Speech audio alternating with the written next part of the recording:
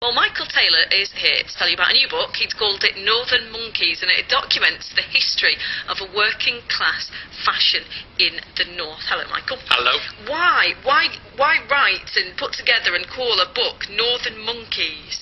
Well, it's a little bit tongue-in-cheek, because that's a term of, not a term of endearment used by people from the South about people from the North. And there have been lots of films made, mainly by Londoners, about the whole casual terrace fashion phenomena that really boomed in the 80s. And there's been to-ing and fro-ing about where it started. Was it in the suburbs of London from Soul Boys down there, or did it actually generate from Liverpool supporters who were travelling to Europe collecting rare Adidas trainers and Sergio Tacchini and Lacoste tennis tops, and started wearing that kind of fashion to matches. So there's been a big debate between to and fro. So Where do you stand on that debate? I know, of course it started in the North. Absolutely. No question. Yeah. And Manchester had a particular take on it. And a lot of these films have really fixated on Adidas trainers, quite rightly. Yeah. They really did boom. They've also fixated on really much the sports fashion element of it. But what I wanted to tell was the story that led up to it, that actually it was a continuation of trends, of men taking great pride in their appearance, of wanting to find new labels. So where does the book start? How far back do you go? Post-Second World War. Oh, really? Yeah, from soldiers who were demobbed. We've got interviews with guys who are in the 70s now, all the way through the book. There's about 40 different people who have either been interviewed or contributed their own tales. And it just takes in loads of different scenes that I just think that are rooted in the North, and they've never had the due acknowledgement. Some of them are starting to get more acknowledgement. What was the particular Northern take on mods, for instance? That's in there. The Northern Soul scene. A lot of us know about. So a lot of it was influenced by music, really. The dress, the fashion. Of course it is, because music is a bringing together of people in collective ways, and you want to look good amongst when you're around other people. You know, going for a night out, going to the cinema when you're going to rip up some seats when you're a teddy boy. Everyone wants to look in a certain way and look good. It's a sense of belonging. You weren't in the group if you didn't have the right trainers. That's right. You're an outcast at school. that came into the 80s, but you know, football was the big catalyst for this. But what this book's trying to do is say that it actually comes from a fine tradition of wanting to look the best, of taking on board the best clothes, the best looks, and being distinctive, and being really proud of being Northern as well. So do you think that they're kind of misunderstood? Because you said, talking about going back to wartime era, if you look at black and white photos of that era, everyone made such an effort with their appearance. Yeah. Men had smart trousers and had the shirt tucked in and perhaps the braces and the hats. And it's kind of assumed that by wearing the tracky bottoms that you're a scruff bag and you can't be bothered, but actually people put just as much effort into getting that kind of dress right. I certainly did in 1984 with my Sergio Tacchini tracksuit bottoms on the terraces of Ewood Park. But there's a great picture in the book, obviously this is radio so I can't show it you, of one of the contributors' fathers, who was one of the Cunard boys. So he worked on the ships from Liverpool docks. And he travelled all around the world on the ships, and he went to New York and he'd buy rare Basque-Weisian loafers, a particular cut of Levi jeans, and there's a picture of him with his mates, and it looks like it could have been taken in Manchester's Northern Quarter about a week ago. So he was that forward-thinking back then? Yeah, possibly, but maybe it's because there's a retro look that's really taken hold now. And then his son, Dave Hewitson, who's behind a brand called 80s Casuals, you know, that's his dad who did that, travelling to America to pick up things and better himself and look good. Dave's contributed about how he went to continental Europe following Liverpool in the 80s. And of course United fans were doing that as well. So they were travelling abroad to watch their team, picking up the local dress, the things that were in, bringing them back, and then people saw them wearing it and wanted a bit of that. That's right. And then I've done an interview with a guy called Robert Wade Smith that started a chain store. He's not in business anymore, called Wade Smith. And he built a business. He became a millionaire off the back of this. And so too have brands like the Manchester-based JD Sports. I've done a piece with the chief exec, Barry Bown. He's got one of the most fantastic collections of trainers you'll ever see. Now, admittedly, he's got access to stock like nobody else. And it's just tales like that. Now, they're quite high-profile business people, and I know loads of people like that. But the real stories, the real gems in this book are from people, just normal working class people with their own experiences and their own lives, and also the dark side of being really narcissistic and wanting to collect clothes and look good, and how that's often then gets tainted by addiction. So there's people who've really opened up their souls and talked about addictions and things like that as well. Okay, we're just going to get some travel, and we'll come back to you and talking to Michael Taylor, one of the contributors to a new book, Northern Monkeys, documenting the history of working class fashion in the North. BBC Radio Manchester. BBC Radio Manchester. Travel updates. How are the roads looking this afternoon, Marie? A lot better now on the M6. Traffic's, I wouldn't say moving freely, but just about 10-minute delays northbound on the M6. 18 Holmes Chapel to 19 Knutsford. All lanes are open. There was a serious accident that closed the motorway at junction 19. We've got at least 15-minute delays from Stockport down to Disley on the A6. Really slow traffic.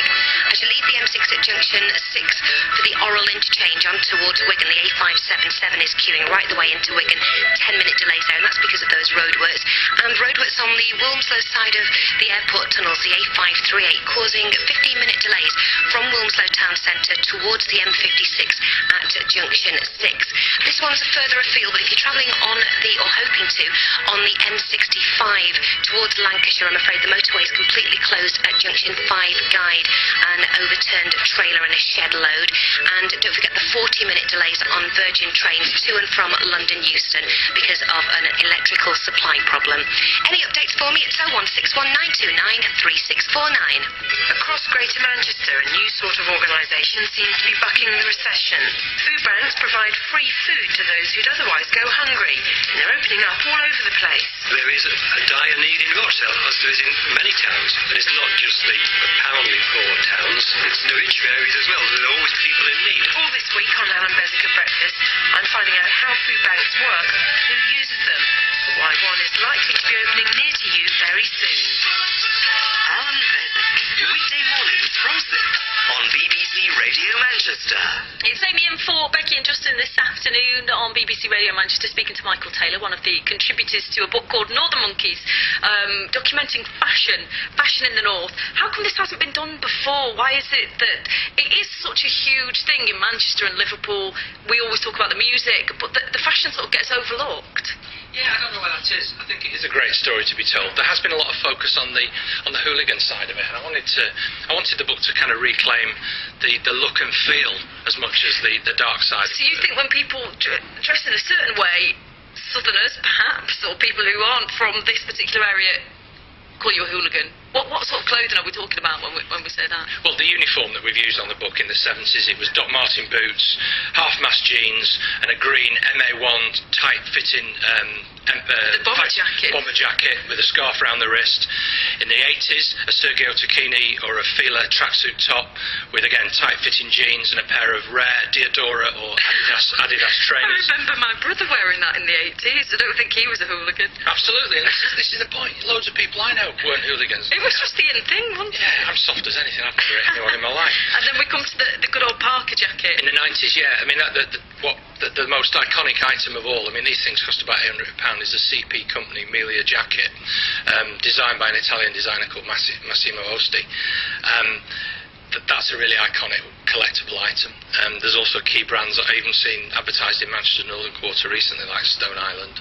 Well, you've got, when I look at this, I think immediately of the Gallagher brothers, and one of them's got his own clothing line now, so it obviously is something that people still want to wear even now. Yeah, very much so. What picks us out? What divides us then from the South of having such a better fashion sense in the North? That is attitude. So the attitude goes with the dress. It goes with the dress, but it goes. You have to have the swagger when you wear the Parker jacket. Yeah, but not the Liam Gallagher and monkey swagger. I'd like to totally distance this book from all that sort of nonsense. But you see, at the moment, there's a Manchester store called Oi Polloi that's really iconic, and their look of 2 years ago that was in their window, which some people would liken to the lumberjack look, and certain types of jeans, the revival of Clark's shoes as well, particularly the suede wallabies. That look has now been appropriated, and these fashion trends get appropriated so quickly by mainstream brands. You walk past H&M, Primark, they've all got that look. What a lot of people who still really hold the flame of, I suppose, casual dress or whatever you want to call it, they want to try and move it on constantly. Well, that's it, because they don't want everybody to be wearing the same thing, so it has to sort of evolve, doesn't it? The underground look. Yeah, that's right. That you associate with these certain groups. Yeah, but then there's a pervasive look. Look at JD Sports and how big that is, and everybody, you just see all sorts of different When you were nice trainers. sort of researching the book, did anything surprise you that came out of it? Yeah, constantly. Yeah, there's loads of different surprises. There's this brilliant story from this guy who was a skinhead in Preston in the 60s who got his Italian suits handmade by this tailor. And he went to him and said, yeah, my suit's brilliant, but could you do something about the leg? It's too short. I want them halfway up my shin so I can show off my new shiny hobnail boots. Perhaps not something you would expect from a skinhead from the 60s either. And the tailor was crying, you know. Some of the stories about Northern Soul, what a fantastic scene that was. Scooter, we've got loads of interviews and pieces by Scooter Boys. People who customised their own Lambrettas and Vespers in the 60s and 70s people know about from the film Quadrophenia, but that's a scene that still lives really strong to this day. So who's going to enjoy this book? Who will want this? I think anybody that's ever had their lives touched by dressing as a mod, or even a rocker, casual in the 80s and 90s, absolutely anybody that cares about how they look and is proud about being from the north. Okay, well, thanks so much for coming in to talk about it. It's Northern Monkeys. Get the book now. It's by Michael Taylor. He's the publisher and one of the contributors. Northern Monkeys, dressing and messing at the match, and more as told by the lads who were there. Thank you so much for coming in. I really appreciate your time, Michael.